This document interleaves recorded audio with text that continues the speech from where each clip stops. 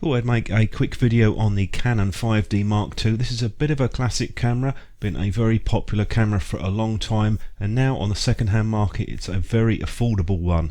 It's been around 12 years since the launch of this camera, so I'll go through some of the details on the screen so you can have a look. It would be fair to say that in 2008 this was top of the range, state-of-the-art camera.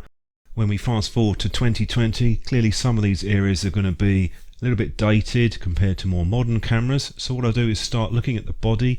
The ergonomics and controls on Canon cameras are generally pretty much the same. You'll find that it's a combination of the front and rear dials, using the top plate buttons to change some of the settings on camera, and that generally works quite well once you get used to it.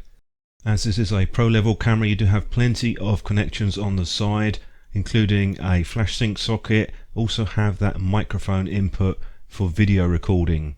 Single slot on this camera. Later ones added more slots when we're compact flash. You do have a quick navigation system on the back where that allows you to use the joystick, go through and change settings that you see, such as the ISO value, the focus modes, different picture styles, and also the RAW modes. Canon menus are generally pretty workmanlike, but again, once you get used to them, you'll probably find it pretty easy. You won't be diving into the menu system that often. It just takes a bit of time to get used to if you're coming from other brands. Would be fair to say at 3.9 frames a second this isn't going to be your first choice for action or wildlife shooting. Also, the buffer is quite decent on the JPEG, but less so on the RAW. It's one of those limitations at the time which later on they improved upon with subsequent models. Quick look at the grip with this camera, and I found it to be a pretty decent little grip, though there are a couple of things which I probably would have changed. The first point would be that it is a fairly square on the front of the grip. I would have liked it to be a little bit more rounded. In case you're wondering why Canon used that dial on the back in the position that it is, and that's because if you have the grip attached, you have direct access to that. It saves repeating a dial on top of the grip. You can fit 2 of the lithium batteries in this, though I've said generally the battery life on this camera is good. You probably get through a day still shooting on a single battery. If you do a lot of portrait shooting, you'll probably appreciate the grip. Just makes it a little bit easier to get to the controls. Things have moved on quite a bit with the autofocus system in cameras. The system in this is still passable, it's reasonably good, but you have a much smaller selection of autofocus points, 9 points.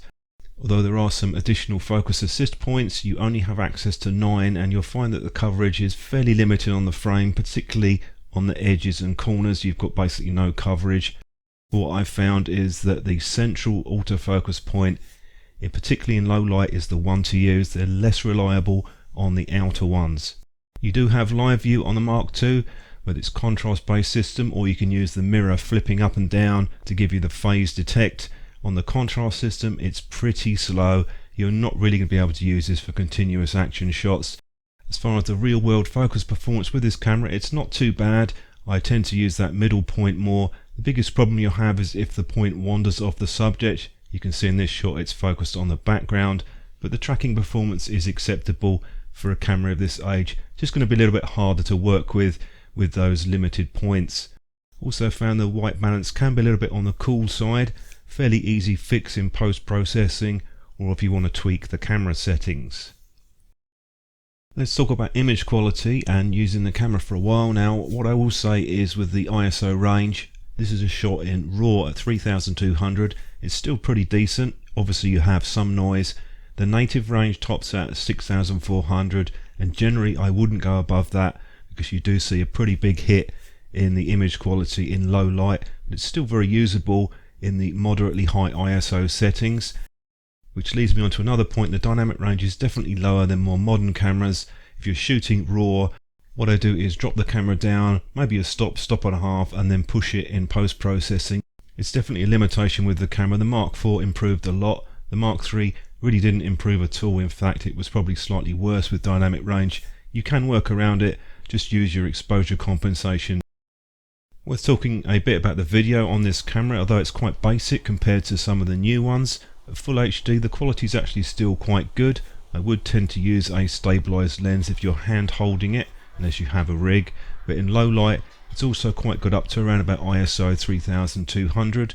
I tend to use a fast lens with this for some of my night shots that I do on the torch reviews, it's still capable enough in video, even though it doesn't have a lot of functionality compared to the new cameras around. Which brings me on to my pros and cons. Is this camera worth getting in 2020 and beyond?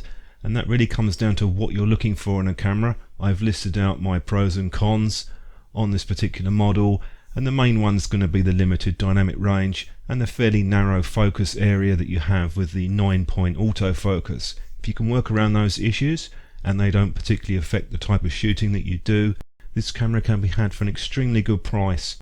I managed to find deals around about $250 to $350. I'd stay away from the battered ones myself, but if you're interested in this and you want a warranty, some of the photo dealers out there will give you either a 6 or a 12-month warranty on this. Despite its age, the camera is still pretty capable in most ways. Of course, it has been superseded with newer models, but I think at the bargain price this is at, and with such a massive array of lenses available from Canon and third-party makers, it is definitely still worth considering.